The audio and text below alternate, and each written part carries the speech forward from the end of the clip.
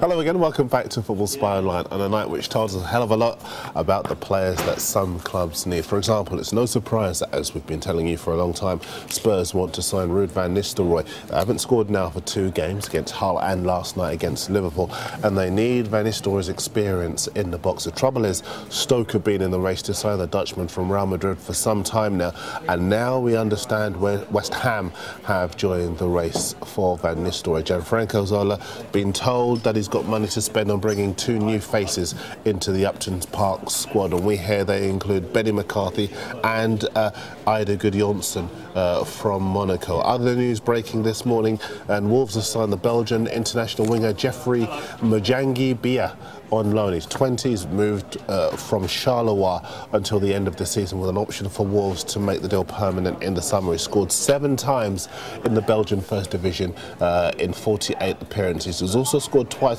in 6 games for the Belgian under-21s and went on to make his senior debut against Chile last May. Haven't seen him in action myself, but he sounds like a really good player. Wolves say he could make his debut in Saturday's home FA Cup tie with Crystal Palace if he gets clearance in time. Now, Burnley boss Brian Law is confident of tying up a deal for the French forward Frédéric Nemani in the next 24 hours. Clarence currently in talks with Monaco about taking the 21-year-old on loan until the end of the season. Sunderland are hoping to succeed where Newcastle have failed in luring the defender Matthew Kilgallen to the North East. He's 26, one of Newcastle's top 3 transfer targets for this month, and they haven't managed to get him yet. Some news that's broken this morning involving Portsmouth. Their problems continue as they have been reported at a court of arbitration for sport by Udinese because they still haven't paid for the midfielder Solomon Tara, who they signed, listen to this, in 2007. Let's have a look at some papers.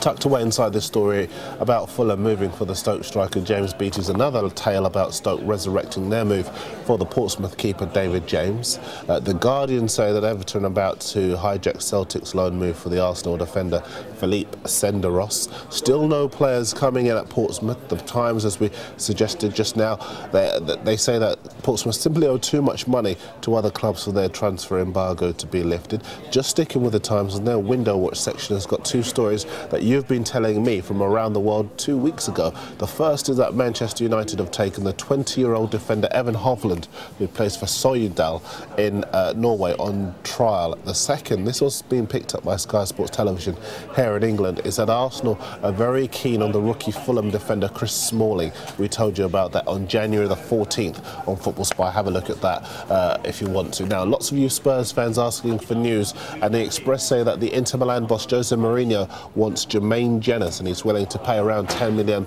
for the midfielder. And our own Daily Mirror saying today that Hull have rejected the chance to sign the Egyptian bad boy striker Mido, but they are considering a move for the forgotten Sunderland striker David Healy.